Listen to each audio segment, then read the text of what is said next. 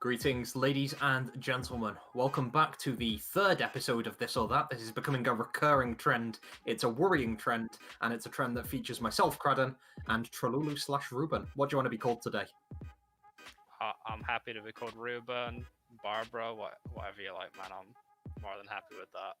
We take those. So this is This or That, where we're going to have two options. We pick one of the two, justify them, and probably flame people. So this should be good. Alright. Which of these are you thinking is better, Cradden? Would you rather Volibear's free Ohm Wrecker or Zillion's free GA? I totally thought it was like you would be playing this champion and then you had the item on top. And then I realized what Zillion actually does with my massive game knowledge of League of Legends. Yeah. So, Volibear and Zillion, they're lore opponents. I think the free Ohm Wrecker is part of the new Volibear rework. It's cool. It's one of several tanks that when you're late enough in the game, you can dive towers anyway. However, in Zillion free Guardian Angel Chrono Shift mode, there's nothing better than a frame-perfect Zillion ult. As a Zillion sort of main myself, there is no contest. It's gotta be the Zilster. Are you going the same way or the other one? Absolutely no fucking way. How I've longed for this Ohm Wrecker item to come back. They smashed out Raptor Cloak, one of my favorite items in the game. Zoom in faster when you're near turrets. Got rid of ZZ Raw and Ohm Wrecker. Banner of Command as well. Exactly. Well, it was a sad day for a Galio main like myself, as I was at the time. So you can't bring Ohm Wrecker back in the form of Volibear. You know, just give. Okay, let me put it this way. As Zillion, you're given a free GA. GA is already in the game. What's not in the game anymore? Ohm Wrecker. I want that Ohm Wrecker feel. An item that I don't think I ever purchased once in League of Legends because it's so absolutely useless. But I want it now. Now that it's gone, I want it. Give me that Volibear for Ohm Wrecker. Yeah, forbidden fruit aspect. So one apiece there. Ruben going for the volley. I'm sticking by my buddy Zilster. You would as a Zillion, mate. Right. On to the next one. Who has the better legacy? 7DS2 or 7DS1? Because I'm pretty sure WSL is what 7DS rebranded to. If I'm not mistaken. I think so as well. Like, probably the crossing point was when they had Endeavor on the team, but yeah, that isn't one just the continuation of the other. I would say WSL, because they've been in other leagues more than 7DS, probably has the advantage. Like, they did a bit of rivals. They didn't have the best results, but showing up in multiple leagues is the way to go. And it depends what kind of legacy, if I'm honest, because in terms of success, WSL, I probably associate WSL more with success. When it comes to toxicity, yeah, WSL have it hands down as well. So 7DS, bit of the good, bit of the bad. Yeah, I mean, I'm not really sure what to answer on this. I never had any involvement. Well, actually, it doesn't really matter if I had any involvement. It's about the legacy. All I know about 7DS is I tried out for ADC and they turned me down for clutch AD. Can you imagine? I can't believe it. So I can't possibly. It would be like turning Endeavor down for jungle. It just doesn't happen. Exactly. So, I can't like 7DS. I have absolutely no involvement with WSL. So as a 7DS hater, I just have to say more of a fan of WSL's legacy. And I think they're still. No, they're not even still around, are they? Do they still play? No. No, they had red and green last split. Annoyingly, they beat us both NSK teams in playoffs. Yeah. And then both of the teams went boom. So 2 wards cleared. That's some vision score. I'm going to change my mind on this, actually. I think when you think about, like, who's the most successful team in VL, like, 7DS is something that pops up in my mind. So I'm probably just going to give it to them, just because... Ward Saves Lives is not what's it called? A name that pops into my head instantly. But 7DS is just known for slapping everyone about. With the Queek continuation as well, I wonder how much Plague will be thinking of renaming to like 8 Deadly Sins or something. What We'll find out after the split, I'm sure. We have been talking a lot about a rebrand. He does not shut up about rebranding. So he's got logos coming out of every orifice right now. I want to make logos. Let's think of 30 rebrand ideas. Slightly off topic, but anyway, on to the next one. We smoothly transition into the better beard, Ice or Silverback? Probably the kicker is that I can't tell how much Photoshop has been applied to either. But I'm loving the lumberjack theme, and with the pub quiz coming up next Friday, I think that's totally a costume they should both get themselves on in.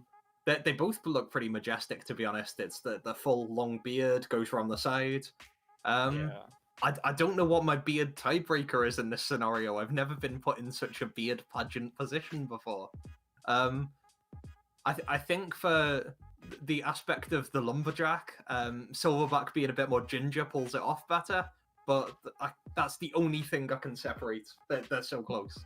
All right, let me break it down for you, okay? Let's do it.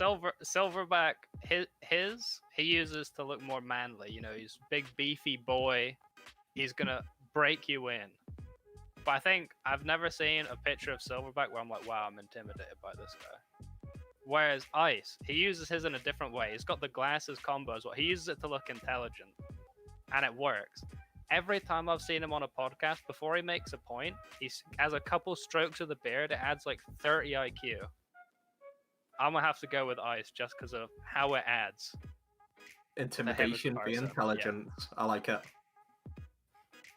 All right, moving swiftly along, we have Braum viability, blind pickable, or counter pick only.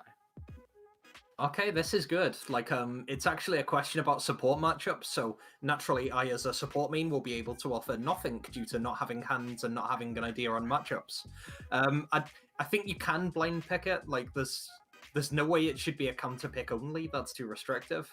It's kind of good as a counter pick. You want to sort of get all of the carries together, hit them with a Glacial Fissure, or sort of stack with an ADC that you like Lucian, that can trigger your passive easily. I certainly think you can blind pick it. In terms of exploiting Braum, getting poke on is okay. Yeah, I don't see why you can't blind pick it, and I think that's the root of this question. All right, Cradden, I'm once again gonna absolutely destroy your point. I think Braum is a terrible champion in general.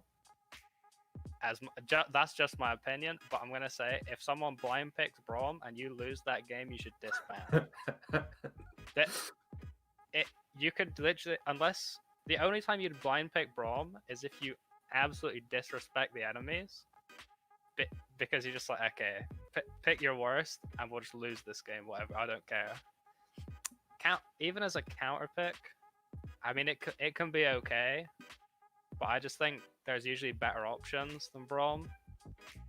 Like, I don't know, if you're doing it for like Ornn or something, you can just pick Thresh or some shit. I don't know.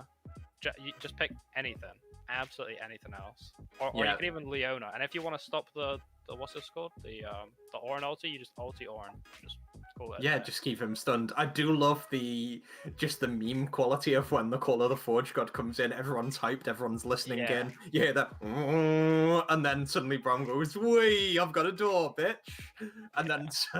Yeah, it's great when that happens. It's nice as a counter pick, but so many other champions can do that. I can see Braum, like, I haven't seen him be tier S for a while. He hasn't got the solo queue win rate, but he certainly can synergize. I can see him. Yeah, I'm just not a fan of this champion, to be honest. Maybe it's because I've seen Kui on it too many times. I don't know. Something about Morg. Yeah, something. Kui on Braum. Yeah, all I'm saying is he reads people's movement pathing on Morgana a lot better than he reads standings on a spreadsheet.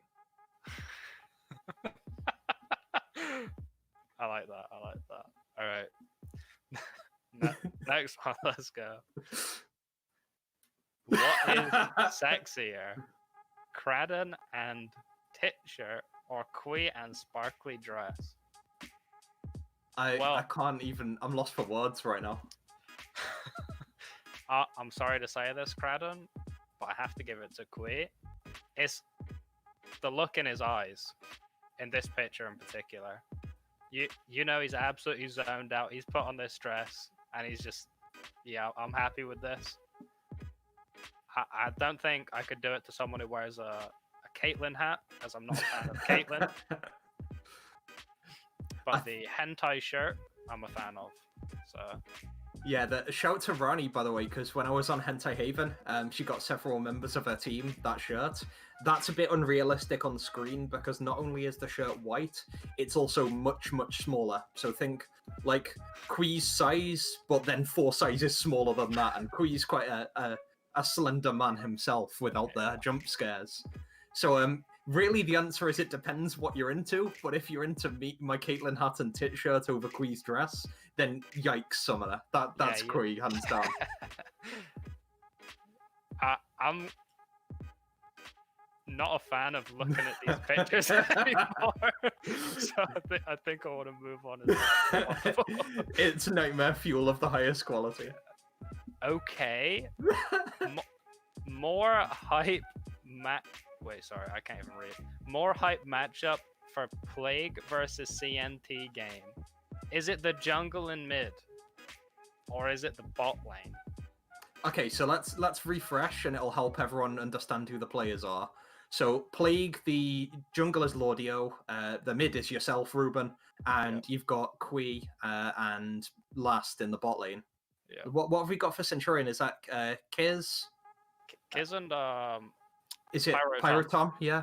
Yeah, and the bot lane is Bramsh and Wells. I love that American dress coming in hard. It is brilliant.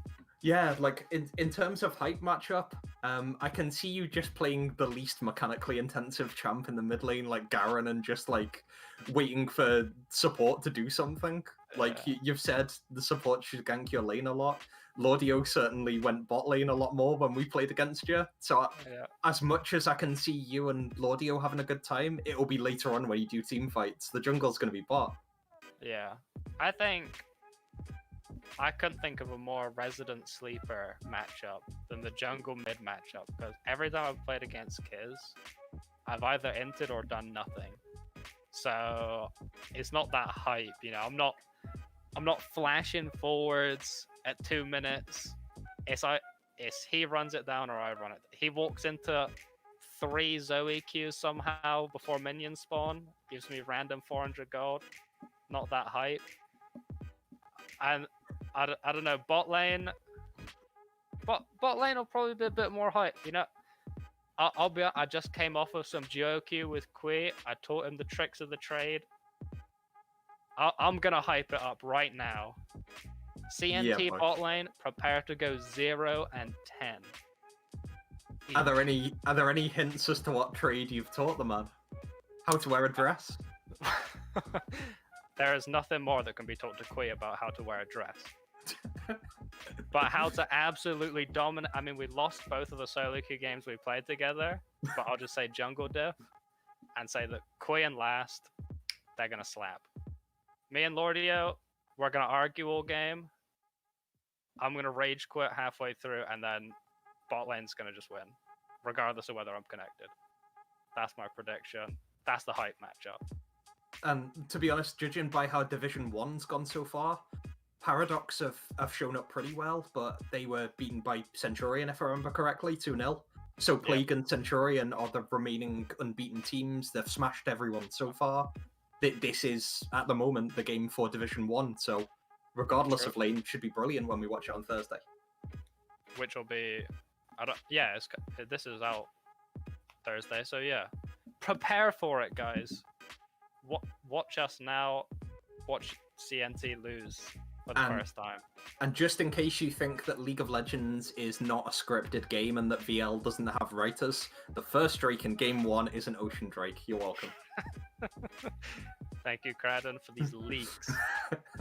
All right, let's head on up to the next slide. Who looks more their age, Boomer Trelulu or Weeaboo Copyro Fire? How much of that is headset and how much is his hair? Like, that's a good point. I'll be honest. Right, I'll tell you what as well is this picture. Right, I think I was 17 or 18 when this picture was taken as well. And it was, I think, four days before this was taken, a policeman in Serbia said, "I thought you were 25 when he saw me, and I was fucking 18." So it's only a matter of time before you get just let onto a bus without a ticket for free. Like, let's be honest, people who are watching this, you're seeing on the screen 21 and 20. How much do you believe that, or how much do you believe those numbers have been made up for the stream? At this point, I'm not even sure, and I race with Pyro every weekend. You know what, as well? Last, I was in a call, and I said to Last I was 21, or I said to just the people in Plague I was 21. And Last, he thought I was trolling. He DM'd me, he said, "Are you really 21?" And I had to get him out my year 10 Spanish award. And it says like year 10 2013 or something like that, to show him that I'm actually 21, because he just would not believe me that I wasn't 30. So, but yeah. Then again, I would have thought Copy Row Fire is actually 14. When I see Copy, I'm gonna try and get away from insulting myself for a quick sec and say it's very hard. We're not blessed with the best genetics. Well, I guess Copy in a few years will still look youthful.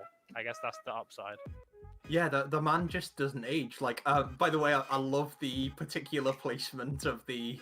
I think it's is that Prince Adam or He-Man? Like, He-Man, I assume, yeah. Yeah, I love the placement of Prince Adam behind Pyro in the most in the most uwu of positions. So I'm just gonna first of all I'm gonna point that one out. And yeah, Pyro, like he looks so youthful on camera. There was like a post in memes where he was playing like an anime dating simulator. Yeah, I'm gonna call him out for that one. And he was one of the girls on the simulator revealed that they were 16. And if that had been anyone else in the league, everyone would have gone full FBI alarm mode on them. Not Pyro, because everyone thinks he's about 12 or... Yeah, true. Like, I think that 20 is made up right now. I still think he's 15, and I'm going to need to see some Spanish award from him to see if, to tell whether that age is real. Like, I think you look more your age, Ruben. I would have put... Like, I would have put you about 24, 25 off what you look like now. I'd have put you maybe 22 off what you'd have looked like then. But you at least look more your age than Pyro, who has gone for a nice swim in the fountain of youth. All right, I'll agree with you, because I don't want to be flamed. So yeah, tell us what you think in Twitch chat when this goes live, by the way. Yeah. All right, moving on. The more deserved ban. Ooh, TDX Dewey or TENT 10. He's mofoing TENT, as the song goes. Yeah, I like how this is just a reflection and they couldn't just put the same picture twice, so they've just reversed the ban hammer. But yeah, so let's have a look at each one. So Dewey was the quintessential Smurf before Ruben came on the scene, and he was calling everything from the jungle. I did a scrim with him last weekend. He plays high mechanics, but he also calls the whole team at the same time. He does what I try to do from support, but on a much better level and actually with hands. However, the ban was for sandbagging, because he was only Silver 1 at the time that the ban went in. And let me tell you, he's at least Plat, maybe Diamond level, and was then. Yeah, Tent, on the other hand, for anyone who doesn't know, a Stanley refers to a Stanley knife, and he says he was going to take his friend Stanley to visit someone's house. So yeah, that's the threat we're going with here. Which is worse? It's a tough one. I don't know, because I'll say it's such a hard question, because I like Joey, right? And the whole sandbag, like dodging games to get a lower rank or whatever, like, yes, but then there's also the people who, like, everyone in spring 2019 was like Silver 1, 2-0. I think, yeah, I can be called a sandbagger, but I think I was the only person to climb to Plat it to get out. Well, it was to get out of playing in CNT basically because I was very tilted playing with Nightmare Thor. but but everyone sandbagged at that time. It's just because it was all deliberate. I can't say like Joey did it deliberately, and other people didn't finish their silver promos on accident. But I just think Tense is so undeserved that I would have to say that Tense. Oh wait, no, yeah. So I'd have to say that Joey's is more deserved, even though I don't really agree with either of them. Yeah, like when you look at, if you want to see just the ban of sandbagging or death threats, then fair play, they're quite big offences. But there's controversial parts to each one, because Joey, I talked to him on Sunday, and he said that not only was the league very much a sandbagger's paradise, the whole league was effectively doing it, and he was made an example of. I'm not going to reveal names, but he implicated several people who have grown quite high in the Valence League organization, who were actively encouraging him to sandbag or dodge those games. So, but let's just say a couple of those people are still quite high in the VL organization, so there's a bit of denial involved on that one. But then on the other side, its intense ban was for talking in the Trash Talk server, which was touted as a place where you can say anything you like initially. And then the person he was threatening, it should be unacceptable to threaten anyone, but it was someone who the community has a bit of a distaste for.